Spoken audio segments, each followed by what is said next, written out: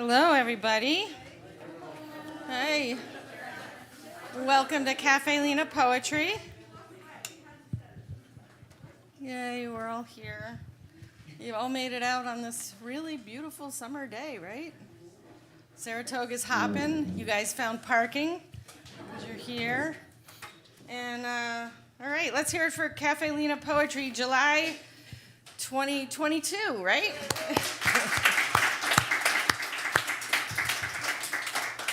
We're going to have a poet and musician with us tonight. Dan Hubbs is going to be our featured poet. Let's hear it for Dan. Thank you. I let him stay on stage for this as long as he didn't make faces behind my back, so you guys have to watch out for him, for me.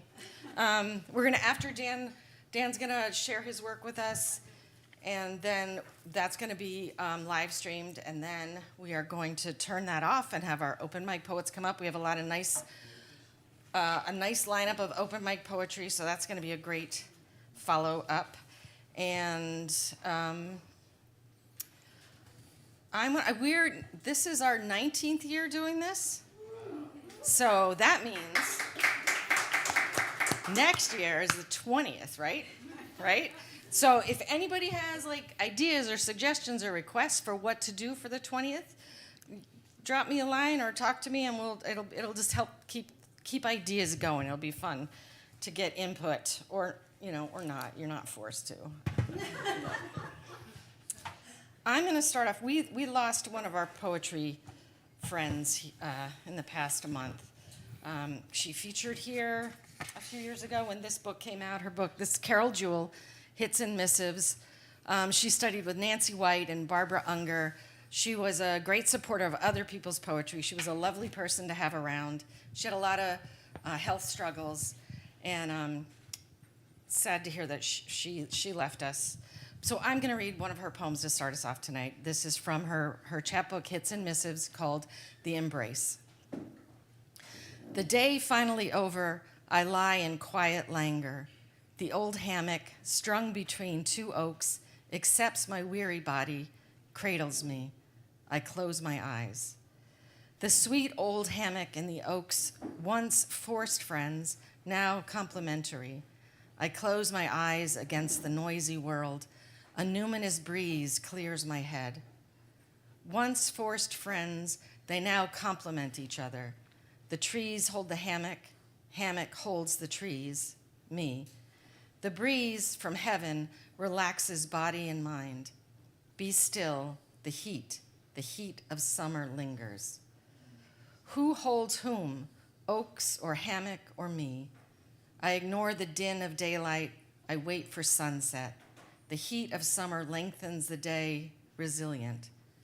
I ignore the din of daylight, crave the coming evening. My weary body gives in. The resilient heat takes control of the day, finally over. I lie in quiet languor. And that's Carol Jewell.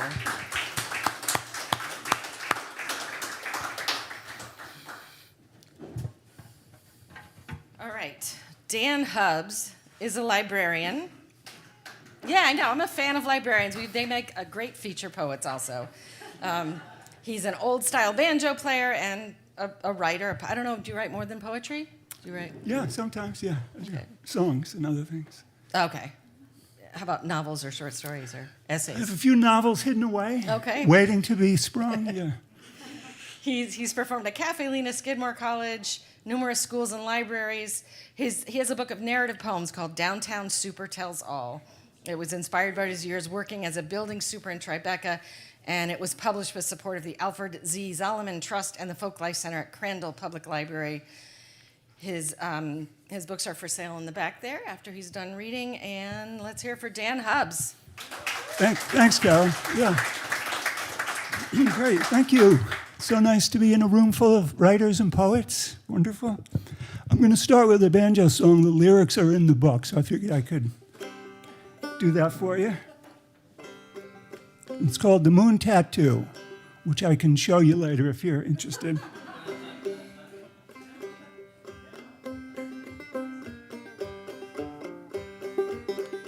It was out in L.A., it was down by the sea. I let the strangest fellow tattoo me. My love was there, pretty as can be. She said, sit down and do it, I'd like to see. So we wiped away the blood methodically and cut this moon's face on me. So here it is, the moon tattoo. No phases to, here it is, the moon tattoo. It will always remind me of you.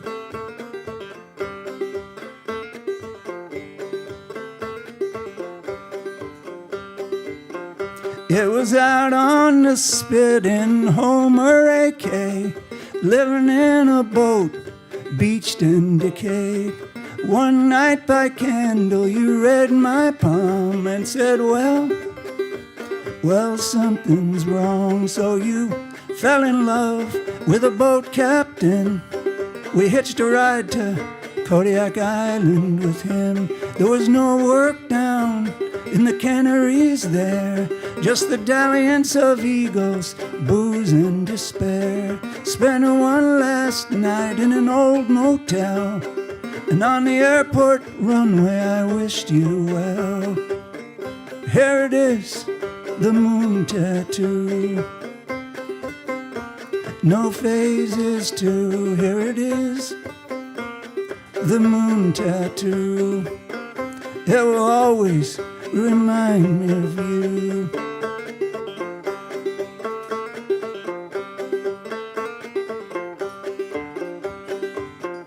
It was downtown Manhattan, 1983. A dreamland desire took a hold of me. I locked the door to watch a screen. The women acting generously I've seen. In City Hall Park, white petals came down, covering the bums asleep on the ground. And a black rolling Henry Moore statue in just spring for me and you. So here it is, the moon tattoo. No phases to, here it is, the moon tattoo. It will always remind me of you.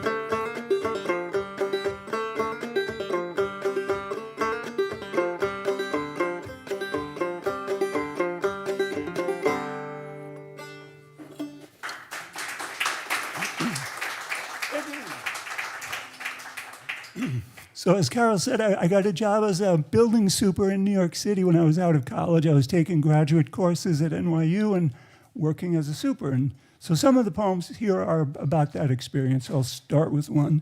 It's called, "Aw, Man." When you're a super, they'll call you anytime, day or night. There's no escape, man. It was the old Korean woman this time. Her English wasn't too good. It was 6 o'clock in the morning and the phone rang. "Man is up here." "What's that?" "Man is up there. On 6th floor, is here in hall." Like with most jobs, there's no rule book. You can check to see if this is something you're supposed to know what the fuck to do about, or if you should just go, "Hell, that's not my problem. Call the police, lady." But of course, I just put on my sneakers, my pants, walked down the hall, took the elevator up to the 6th floor. Some of the other neighbors were peeking out their doors. "He's down there." At 258 Broadway, the hallway is really windy. All right, I walked along, made the turns, came upon a guy lying on his back looking at the ceiling. He wasn't real old, like maybe 30, had a ripped sports coat, like a professor who'd fallen from grace, and his big shoes were beat up from tramping the streets, worn through to a hole on one foot. You could see the skin peeking through. "Hey, man," I told him, "you gotta go." "Oh, man," he said. "Yeah, you gotta go, man." He reached his hand up, and I took it and pulled him to his feet. He looked around. He hadn't shaved in a while. You could tell he wasn't real sure where on earth he was. I had to help him along. He was stumbling into walls, mumbling about how tired he was, about how cold he was.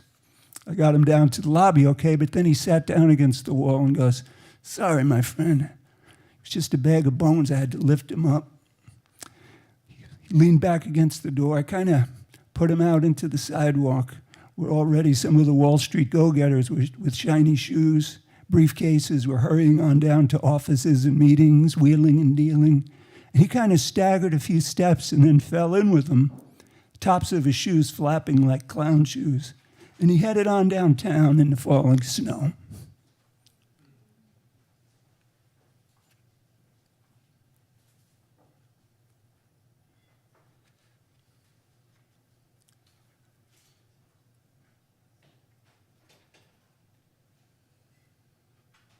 Some of these poems also are about working on a fish processor in Alaska, so I'll do one of those now. It's called 5 to 7, champ. After a few drunken debacles on shore leave, they wouldn't let us off the boat. There was no fish and no work, and we were marooned right there in Resurrection Day. And at night, a bunch of us gathered at the rail and stared at the lights of Seward, cursing, full of mutinous hatred. But then the fish started hitting, and out in Prince William Sound, and we raced on down there and got to work unloading black cod from the longliners. You'd get rain gear, rubber boots, get that on, and go down into the hold of the boats that were packed solid with fish. You had to shove your whole arm into the wall of fish and slide as many as you could down into the net of the brailer. Then the brailer would swing up and hesitate for a few seconds, dropping strands of fish slime back down on us, and then swing out over onto the processor to be dumped and frozen and boxed up. You had to lean right into the packed pile of fish bodies and get a good armful, get a deep lungful of fish smell, and keep on heaving them and throwing them, filling up the nets, while up above the bosses in red hats peered down, watching to make sure we were working fast. Part of the time you were out of sight, down in the depths of the hold, flinging fish. Every once in a while, you'd get to sit down on a pile of half-frozen black cod and catch your breath. Kylie and I were working side by side after endless hours, unloading one boat, then another, then another. So you'd get half delirious, slap-happy from exhaustion and the sickening smell, the rocking of the boat. Kylie started throwing fish eyes up at the people who were looking down from the rail. Or we'd duel standing back to back in the icy pink water, pink from fish blood. Walk 5 paces, turn, shoot flinging fish out of rubber gloves through the air. That's when Randy, the chief red hat, started getting on us, calling down, "Kylie, how many barrels you got there?" "Let's see," Kylie said. He looked the load over thoughtfully, holding his gloved hand out as if to measure. "I'd say 5 to 7, champ." 5 to 7 to go? "Yeah, 5 to 7, boss." 20 minutes later, Randy's face appeared again over the rail of the processing ship and called down again. Kylie measured thoughtfully, taking off the glove, rubbing his chin. 5 to 7, killer. 5 to 7? 5 to 7. You said that a while ago. It's kind of tricky to figure, boss. Yeah, I'd say 5 to 7. Okay, and that's how it went through the June morning. Each time they'd call down, as pissed off as they'd get the same answer. 5 to 7, buddy boy. 5 to 7, handsome. And then he'd say something like, "Unless you want to fucking come down here and do it yourself, right?" At some point, after the day had changed from gray drizzle to bright sun, and we both just flopped down on a pile of fish and stared up at the sky, a bald eagle glided by looking down for fish scraps, and Kylie, who was actually a 4th Avenue bum when he wasn't working on fishing boats, said, "You know what, Hubs? You're going to miss Alaska when you go back to New York." We lay there looking up, watching the eagle come in and out of view. And I said, "Yeah, Kylie, I think I will."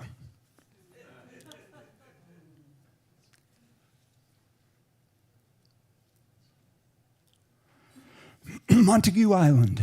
No work again.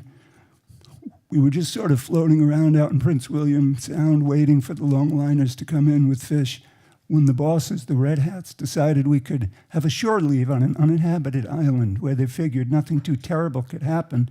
No one would quit, for instance, get into a drunken brawl. So they anchored the ship, ferried 20 or 30 of us onto the beach on Montague Island, telling us not to run if we were chased by a bear. It was a sunny May day. I walked up a little hill by myself, looked out at the water and the sea, seabirds, Arctic terns hovering, puffins speeding by. The head of an otter appeared down in the harbor. She started swimming on her back. There was a patch of snow under a tree that was crisscrossed with animal tracks. And I sat there thinking, for some reason, I'll come back here one day. Later, I walked down to the beach where some of the workers were standing in a circle. It's the vertebrae of a whale, one of the oilers said. Picking it up, it's not real heavy. It was a cream-colored cylinder with 2 wings. We all moved in, 5 or 6 of us gathered around just a few feet from where the waves were breaking. Ilario from Guadalajara, Mexico. Nigel from Leeds, England. Noboru from Japan. Betsy from Oakland, California. Mike from Oneonta, New York. We all of us reached in and touched it, the vertebrae of a whale.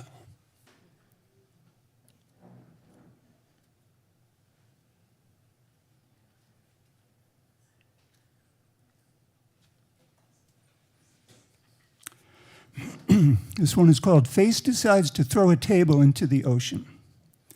I'd been reading Twelfth Night in my bunk on the AK-1, and then after drinking, someone had mushrooms. High fantastical is right.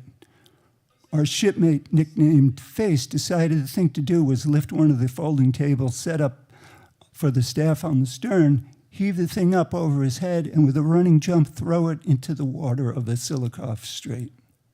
And we were all just kind of dumbfounded, laughing nervously, looking around to see if any bosses had seen and what would happen next. When that line from the play about love receiving as the sea and then falling into abatement and low price came to me. And I was thinking about that as the bosses appeared, and Face was led away, while behind the surprisingly calm waters of the notoriously stormy Silikoff Strait rolled on and on.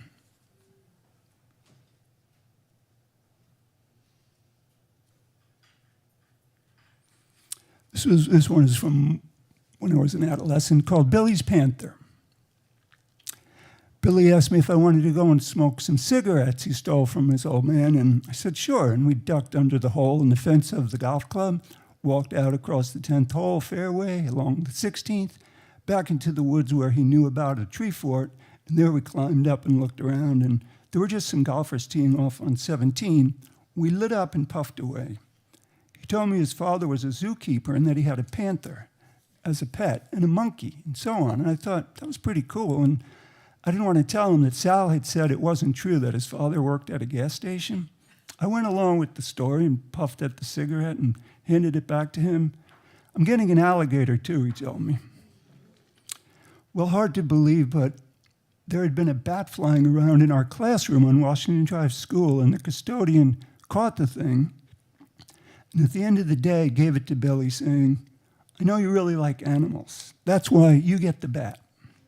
And Billy's face lit up as he took the box, and he asked me if I wanted to walk home with him and check out the bat. And I was jealous, thinking, I really like animals too. How come I don't get a bat?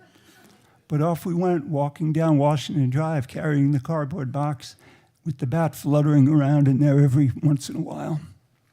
It didn't go well at his house. We went into the basement. Billy opened the box, and the bat flapped around the room a few times, checking it out, moving slowly, it seemed, through the air, then lit on the furnace and crawled into a crack where the chimney entered the cinder block wall, and that was the last we saw of the bat. Billy was heartbroken, but he still had the panther. What about the panther, I said, and the monkey? Well, the monkey is back at the zoo today. I can show you the panther. Okay. But we keep him locked in my sister's room. He opened the door ever so slightly so as not to disturb the panther. See, he said. I tried to look over his shoulder, but he quickly closed the door. Did you see it? I don't think so. Here, try again. Each time he had to quickly close the door so the panther wouldn't escape or get upset or something. But I really wanted to see it.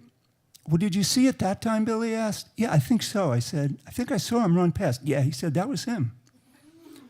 So Billy's mother came home, and it was time for his diabetes shot. She had the needle in her hand, holding it up to the light to check the dose, when she told me I should go. Billy was in the bathroom crying, waiting for the shop. Next day was Saturday. I went up to Sal's house. He asked me about the bat, and I had to tell him what happened and how Billy had shown me his panther and also was getting an alligator, but the monkey had been at the zoo. No, Sal said, you don't really think he has a panther, do you? Yeah, I said, I think he does. I think I saw it. Sal shrugged his shoulders and says, want to play some handball? I said, yeah. So we got on our bikes, rode up to the school to see who was around and get up a game.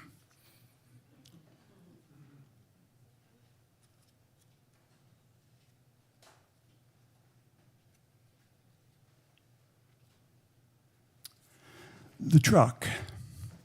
He couldn't remember much at the end of his life, my dad.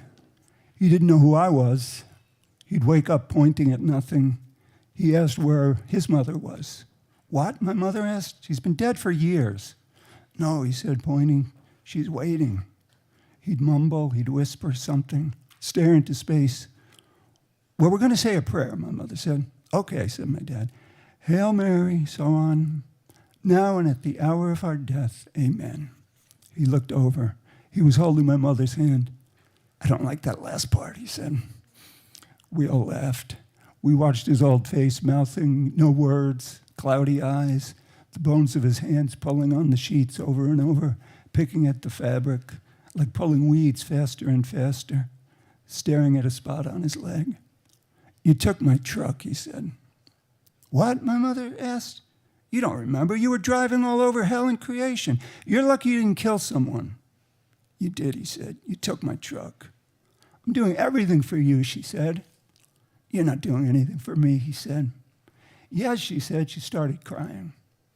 Here, I told him, we'll get you sitting up a bit better. You can watch the Yankees. Okay, he said. I got my hands under his arms, heaved him up best I could so he was sitting almost straight. Turned the TV on, found the ball game. He leaned back into the pillow as the Yankees came up to bat. You took it, he said. My truck. You took my truck.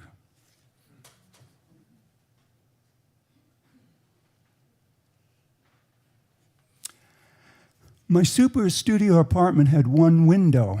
Must have been 10 feet tall with blinds that reached up to the ceiling and a wand you'd twist to open and close them.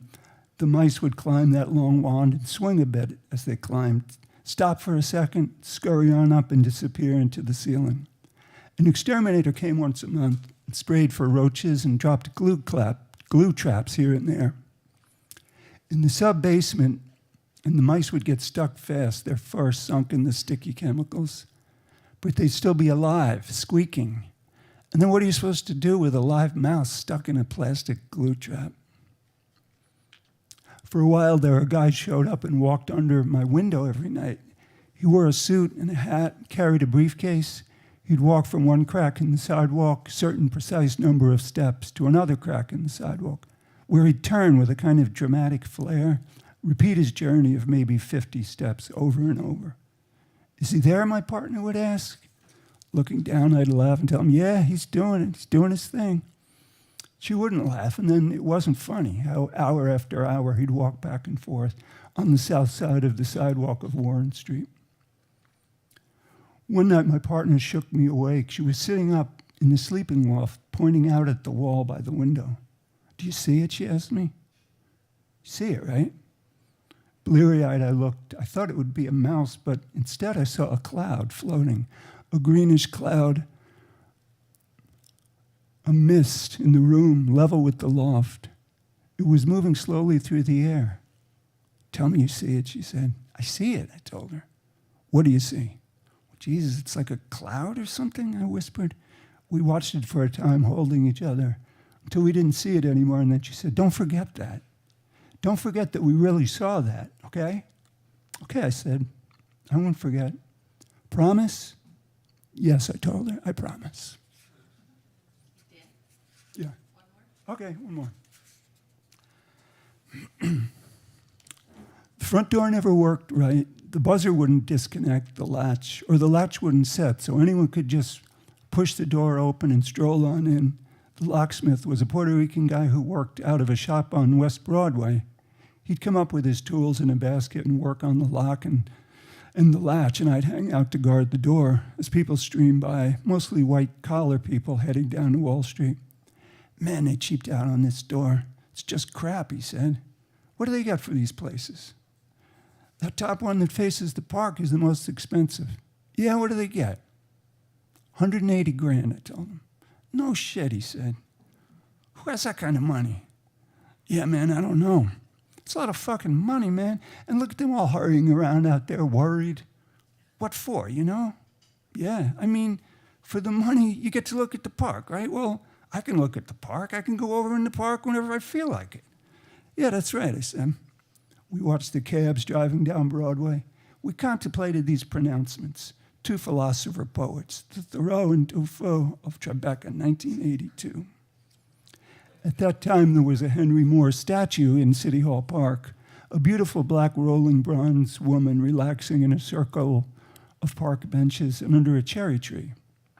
And I'd sit in the morning and look at the newspaper with a cup of coffee as the cherry blossoms came floating down, stuck to the wet surface of the statue, and on a bum sleeping curled up in the ivy, and on me, as lucky as any Wall Street banker, the super of the co-op at 258 Broadway. Thank you.